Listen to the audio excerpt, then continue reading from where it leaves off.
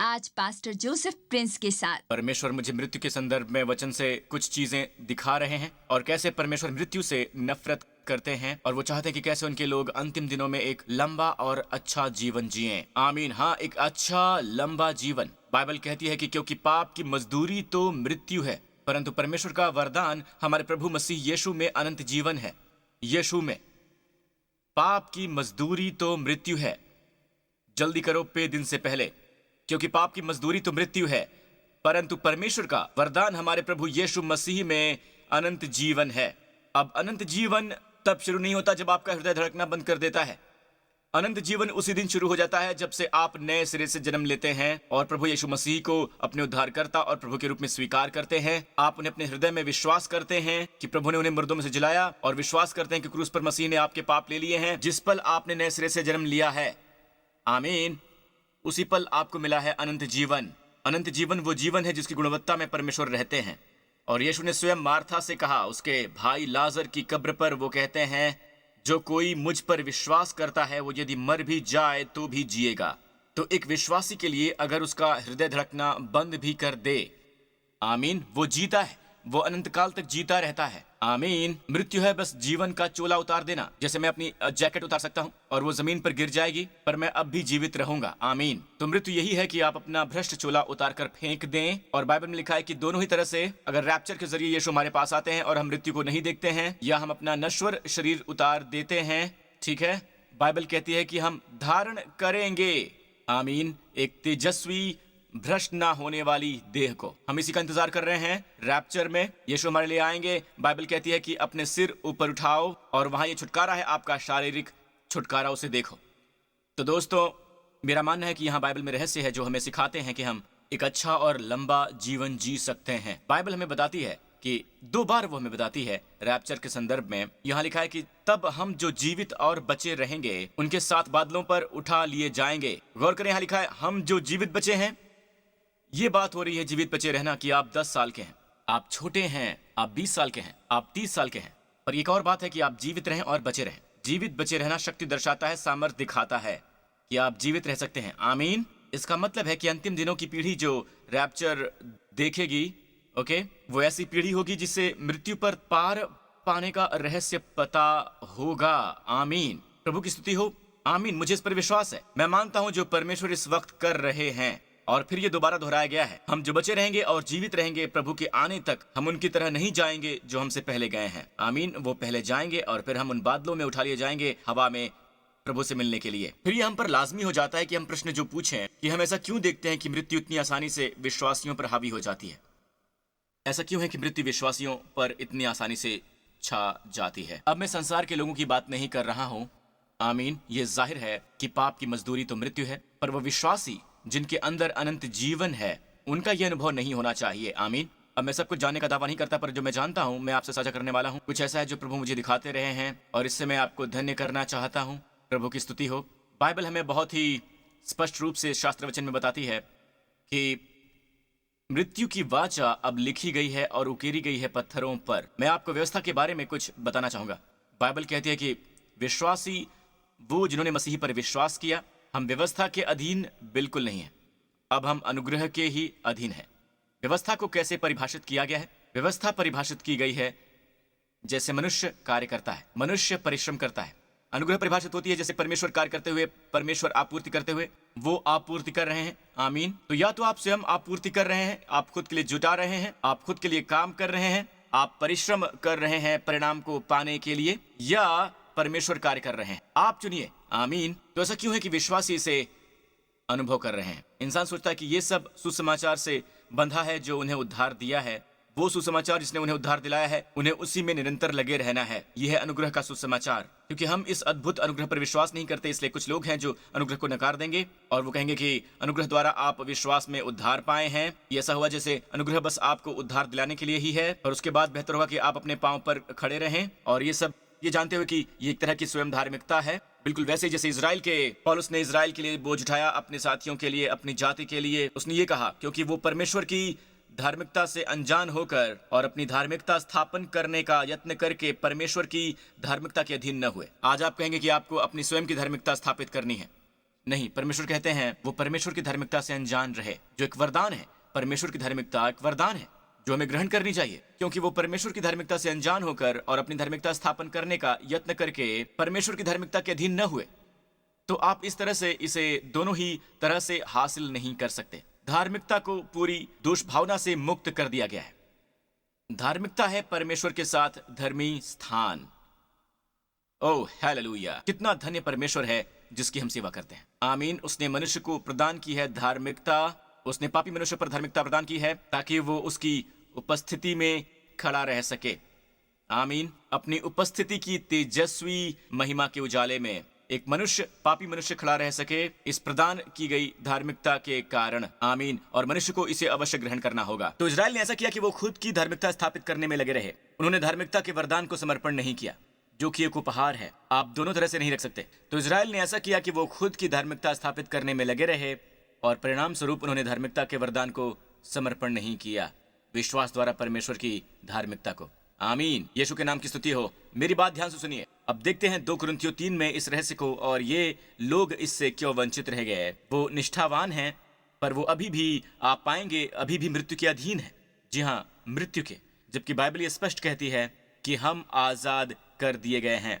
आमीन। ये नहीं कि हम अपने आप को इस योग्य हैं कि अपनी ओर से किसी बात का विचार कर सके, पर हमारी योग्यता परमेश्वर की ओर से है। तो पौलुस बहुत स्पष्ट है ये कहते हुए कि हम योग्य नहीं हैं, पर आपको पता है कि ये योग्यता खुद परमेश्वर से ही आती है। यदि नहीं तो हम प्रभु के सेवक हो ही नहीं सकते। हम किस तरह के प्रभु सेवक हैं? जिसने हमें नई वाचा के सेवक होने के योग्य भी किया, शब्द के सेवक नहीं वरन आत्मा के। शब्द के सेवक नहीं बल्कि आत्मा के, क्योंकि शब्द मारता है पर आत्मा जिलाता है। अब हमारे पास ये शब्द है मारता, शब्द मारता है। तो यहाँ पर शब्द कौन सा है? ध्यान से देखिए, अगला ही वचन हमें बताता है, और यदि मृत्यु की ये वाचा जिसके अक्षर पत्थरों पर खोदे गए थे, केवल एक ही सेवकाई है जो आई पत्थरों पर खोदी हुई। परमेश्वर ने 10 आज्ञा पत्थर पर लिखी। गौर करें, पत्थर पर तराशे हुए शब्द। तो ये शब्द वही ग्रीक शब्द है मारना शब्द के लिए। तो अभी अभी ये हमें बता रहा है व्यवस्था के बारे में कि 10 आज्ञाएं मारती हैं, पर आत्मा का वाचा यानी अनुग्रह आपको जीवित करती है। बहुत साल पहले प्रभु ने मुझसे कहा, दंडाज्ञा मारती है पर आत्मा जीवन देता है। दंडाज्ञा मारती है पर आत्मा जीवन देता है।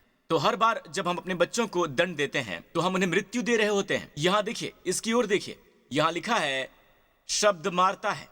यदि मैं अपना जीवन हमेशा काम करते हुए बिताऊं, हमेशा करते हुए, हमेशा परिश्रम करते हुए, खुद के लिए उत्पन्न करते हुए, मुझे खुद के लिए काम करना होगा, अपने परिवार की देखभाल करनी होगी, मुझे स्वयं अपने जवाब लेकर आना होगा, मुझे ये करना ही होगा। नहीं दोस्तों, आप व्यवस्था के अधीन हैं और एक घातक जिंदगी जी रहे हैं। लेकिन अगर ऐसा जीवन जी रहे हैं जहां आप यीशु की ओर देखते हैं, आपके विश्वास के रचयिता और संपूर्ण के रूप में, तो उनकी ओर देखिए। जो आपके पास नहीं है उसके लिए आप उन पर भरोसा करें, और तब भी जब हालात परमेश्वर की प्रतिज्ञा के प्रतिकूल लगें, आमीन, फिर भी आप इस पर विश्वास करें, उनकी आपूर्ति पर भरोसा करें। वो नहीं देंगे तो आप नहीं पा सकते।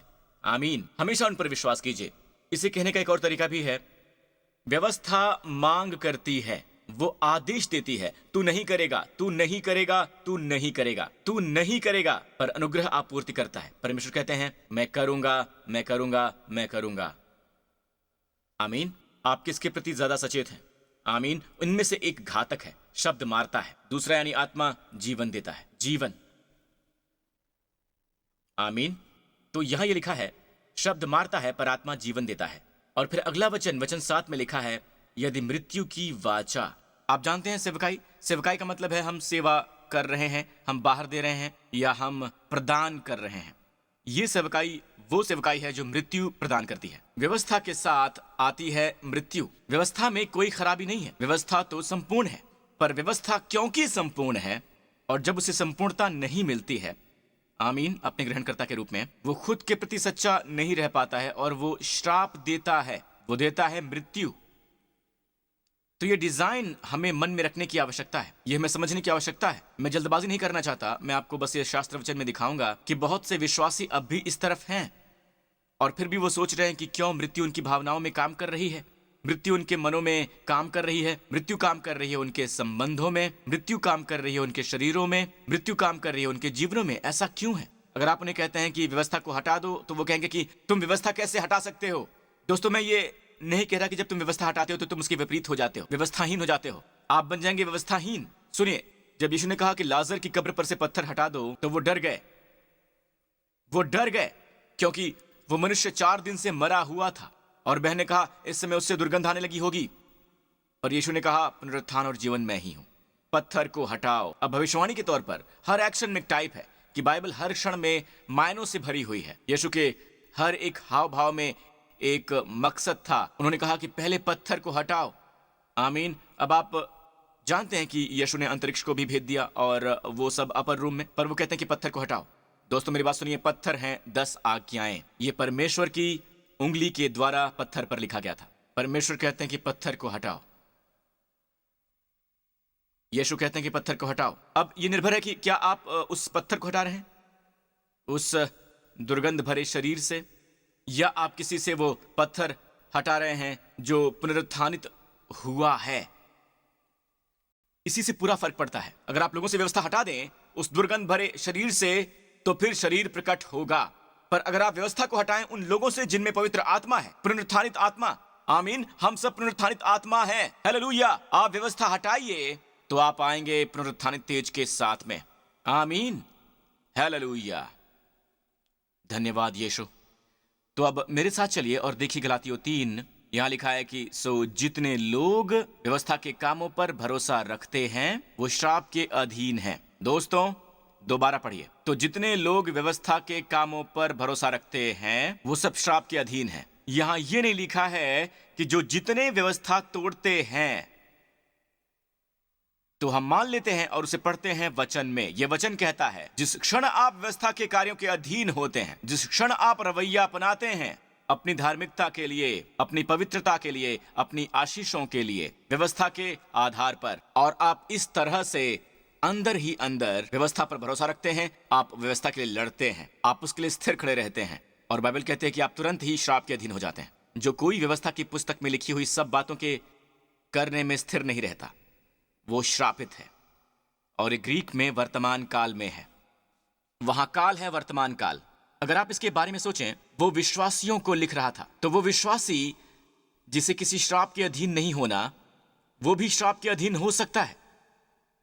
जिस पल वो वापस व्यवस्था पर आता है वो श्राप के अधीन हो जाता है। फिर वो सोचते हैं कि क्यों परमेश्वर की आपूर्ति नहीं देख रहा हूं, मैं उनकी प्रतिज्ञाओं का प्रकटीकरण अपने जीवन में क्यों नहीं देखता हूं, मैं क्यों नहीं अपने जीवन में जीवन को उद्वेलित होते देखता हूं। और अपने जरिए जब यीशु ने मेरे जीवन और जीवन के बहुतायत की प्रतिज्ञा की थी, ये कहाँ है?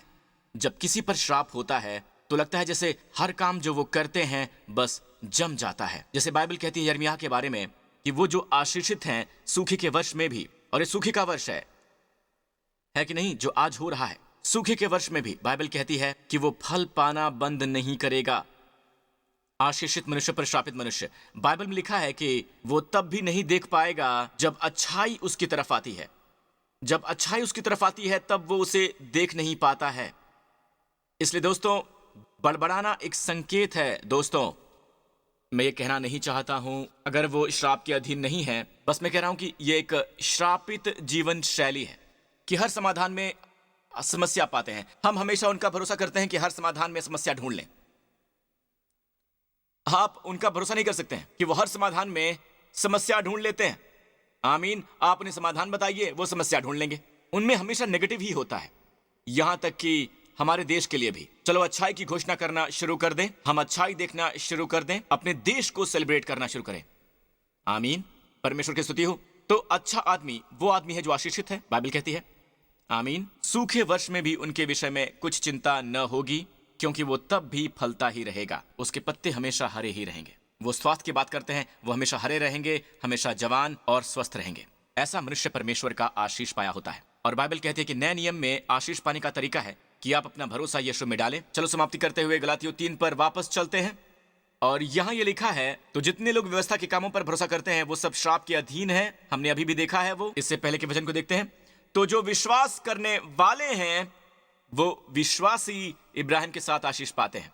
तो जो विश्वास करने वाले हैं वो आशीष पाते हैं। इब्राहिम के साथ विश्वास करने वाले, तो जो विश्वास करते हैं वो आशीष पाते हैं। जो विश्वास करने वाले हैं वो आशीष पाएंगे। किसके साथ आशीष पाएंगे? विश्वासी अब्राहम के साथ। अब्राहम विश्वास की तस्वीर है, वो विश्वास का मनुष्य है। अब्राहम 400 साल तक जीवित था 10 आज्ञाएं दिए जाने से पहले। अब्राहम भी एक परफेक्ट मनुष्य नहीं था। उसने झूठ बोला, उसने गलतियां की, और वो सब परमेश्वर ने कभी भी इस चीज को उसके विपरीत नहीं रखा था, क्योंकि वो अनुग्रह के अधीन रहने वाला मनुष्य था। वो विश्वास और अनुग्रह का मनुष्य था। विश्वास और अनुग्रह हमेशा साथ साथ चलते हैं, बिल्कुल वैसे जैसे व्यवस्था और अविश्वास चलते हैं। तो हम आशीषित हैं वो जिनमें विश्वास है। क्या आप विश्वासी हैं दोस्तों? ये मत बोलिए कि आप नए सिरे से जन्मे हैं। मैं पूछता हूं कि क्या आप विश्वास वाले हैं? कौन सा विश्वास पास्टर प्रिंस? चलिए मैं आपको इसका संदर्भ दिखाता हूं। चलिए वचन 8 की ओर देखते हैं इस विश्वास के संदर्भ के लिए। और पवित्र शास्त्र ने पहले ही से ये जानकर कि परमेश्वर अन्य जातियों को, गैर यहूदी जो आप और मैं हैं, विश्वास से धर्मी ठहराएगा। विश्वास द्वारा धर्मी ठहराएगा। विश्वास के द्वारा, दूसरे शब्दों में उनके कार्यों के द्वारा नहीं। तो यहां विषय है विश्वास द्वारा धर्मी ठहराया जाना। पहले ही से इब्राहिम को यह सुसमाचार सुना दिया कि तुझ में सभी जातियां आशीष पाएंगी। तो जो विश्वास करने वाले हैं वो विश्वासी इब्राहिम के साथ आशीष पाते हैं। तो ये कौन सा विश्वास है? ये कौन सा विश्वास है? यह संदर्भ हमें बताता है यह है विश्वास द्वारा धर्मी ठहराया जाना। अब यहां विश्वास द्वारा चंगाई मत डालिए या परमेश्वर पर भरोसा करना किसी आपूर्ति के लिए। नहीं, यहां संदर्भ बात कर रहा है विश्वास द्वारा धर्मी ठहराए जाने की। आप विश्वास करते हैं कि आप विश्वास द्वारा धर्मी ठहराए गए हैं परमेश्वर की धार्मिकता में। आमीन। तो मैं इसे अपने जीवन में कैसे लागू करूं पास्टर प्रिंस? खैर, सरल सी बातों को सरल रखिए।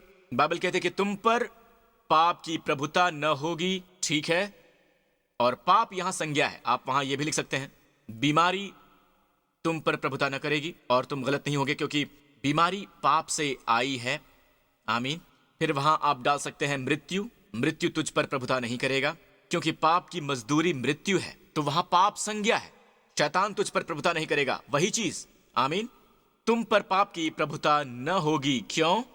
क्योंकि तुम व्यवस्था के अधीन नहीं पर अनुग्रह के अधीन हो। पर क्या हम सचमुच अनुग्रह के अधीन हैं दोस्तों?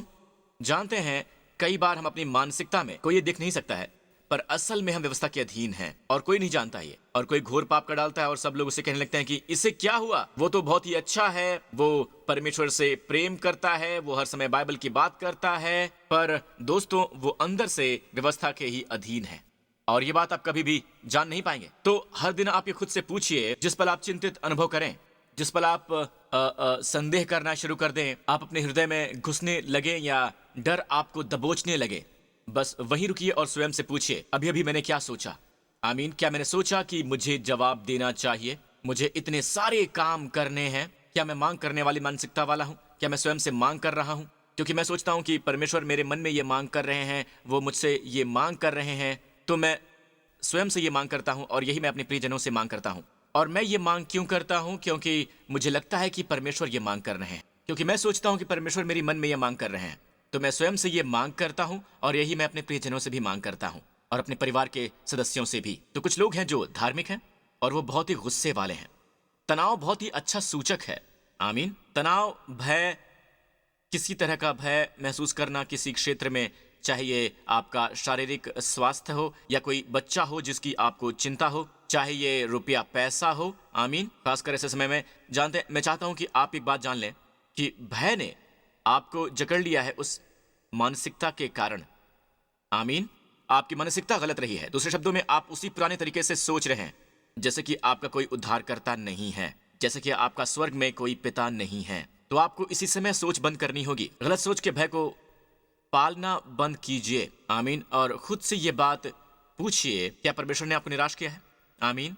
क्या परमेश्वर ने पहले मेरी आपूर्ति की है? क्या परमेश्वर ने मुझे पहले चंगाई दी है? आमीन।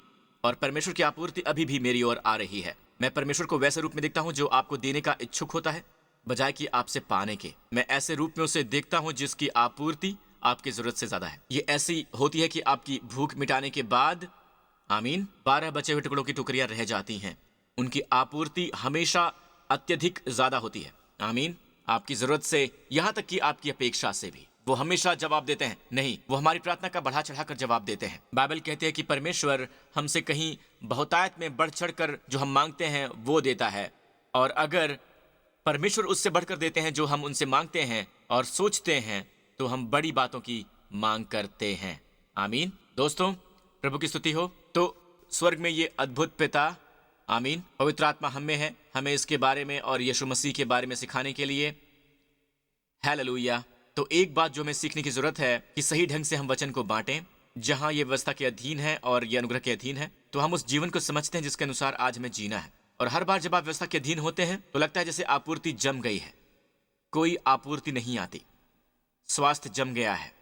पर जिस पल आप अनुग्रह के अधीन आते हैं, स्वास्थ्य तुरंत ही निकल कर आता है और बिना रुके आपूर्ति आपके पास आती है। आमीन। और ऐसा लगता है जैसे शांति आपके हृदय पर राज करने वाली है जिस पल आप सही सोचने लगते हैं। आमीन। जब शैतान आपको बताता है जो पीड़ा आपने अपने शरीर में महसूस की है, वो ये हो सकता है, वो हो सकता है, तो पलट के जवाब दीजिए, परमेश्वर मुझे स्वास्थ्य की आपूर्ति कर रहे हैं। क्या हो अगर वो पीड़ा कुछ भी नहीं, बस तुम्हारा झूठ हो। आमीन। अपने संदेह पर संदेह कीजिए। आमीन। और परमेश्वर के वचन और उनकी प्रतिज्ञाओं पर विश्वास कीजिए। ठीक है। प्रभु की स्तुति हो। आमीन। यीशु के नाम की स्तुति हो। हालेलुया। परमेश्वर ने जगत से ऐसा प्रेम किया कि उसने अपना इकलौता पुत्र हमें दे दिया कि जो कोई इस पर विश्वास करे, जिसमें आप भी हैं, नाश नहीं होगा। जो भी उन पर विश्वास करेगा उसका नाश नहीं होगा, पर अनंत जीवन पाएगा। मेरे साथ ये प्रार्थना अभी कीजिए। आमीन। क्या आप करेंगे? कहिए, हे स्वर्गीय पिता, मैं मेरे प्रति आपके प्रेम का धन्यवाद करता हूँ। मैं धन्यवाद करता हूँ कि यीशु मेरे पापों के लिए क्रूस पर मरे, मेरे पापों के लिए, और आपने उन्हें मुर्दों में से जिला दिया जब आपने मुझे धर्मी ठहराया हमेशा के लिए। यीशु मसीह मेरा प्रभु और मेरा उद्धार करता है और मेरा परमेश्वर है। धन्यवाद पिता कि मैंने उद्धार पाया है, मैंने नए सिरे से जन्म लिया है और मुझ में आपका जीवन और आपका प्रभाव है। मुझे अपने तरीके सिखाएं प्रभु, अनुग्रह के तरीके। मुझसे प्रेम करने के लिए धन्यवाद। और मैं आगे अपेक्षा करता हूं प्रभु मसीह में ऐसे जीवन की जो लगातार आपूर्ति पाता हो, सुरक्षा की, लगातार उत्साहित हो, लगातार संरक्षित हो और लगातार जिसे सामर्थ और शक्ति मिले, यीशु के नाम में। आमीन, आमीन, आमीन। प्रभु की स्तुति हो। आप नए सिरे से जन्मे हैं और बाकी आप सब लोग जो भी चुनौती आप इस वक्त झेल रहे हैं, यीशु के नाम पर सबसे पहले आप स्वयं को स्थित करें सही वाचा में। जी हाँ, सही वाचा में। आमीन। आप नई वाचा में हैं। परमेश्वर आपके मन में डालेंगे अपने नियम, अपनी हिदायतें, अपने निर्देश। आपको कार्य करने की आवश्यकता है, उन सब के लिए उनका विश्वास कीजिए। आमीन। लगातार सचेत रहिए उनके आपूर्ति के प्रति। आमीन। और मैं आपके लिए प्रार्थना करता हूँ यीशु के नाम पर, अगर कोई है जिसने अपनी नौकरी गंवा दी है, मैं यीशु के नाम पर प्रार्थना करता हूँ कि परमेश्वर की आपूर्ति आपकी जरूरत से कहीं बढ़कर होगी। भविष्य में वो नौकरी ऐसी होगी जिसे आप एक अच्छे तरीके से स्वयं पर हावी होने देंगे और आप इससे बहुत ही अच्छी आशीष पाएंगे और आपके जीवन में आपूर्ति बढ़िया होगी यीशु के नाम पर। आमीन, आमीन, आमीन। प्रभु की स्तुति हो। और मैं हर माता पिता के लिए प्रार्थना करना चाहता हूँ। प्रभु, मैं प्रार्थना करता हूँ जिनकी अपने बच्चों के साथ चुनौतियां आ रही हैं, यीशु ने प्रदान करें बुद्धिमत्ता जो उनको चाहिए अपने जीवन में पवित्र आत्मा के पीछे चलने के लिए, अपने जीवन के हर फैसले में। मैं उनके लिए प्रार्थना करता हूँ जो बीमार हैं, जो शरीर से चुनौती का सामना कर रहे हैं। पिता, उन्हें चंगाई दें कि वो ठीक हो जाएं। आप अपना जीवन, अपना जोई और उस बीमारी को बाहर निकालें उससे, क्योंकि वो बीमारी उसके अंदर नहीं रह सकती। जहां भी बीमारी हो, चंगाई का अनुग्रह उससे कहीं बढ़कर हो और वो चंगाई का अनुग्रह हटाए हर एक बीमारी को, हर एक ग्रोथ को, हर एक ट्यूमर को आपके शरीर से बाहर यीशु मसीह के नाम पर। प्रभु की चंगाई प्राप्त करें। स्वास्थ्य बाहर फूट रहा है तेजी से यीशु के नाम पर। आमीन। प्रभु की स्तुति हो।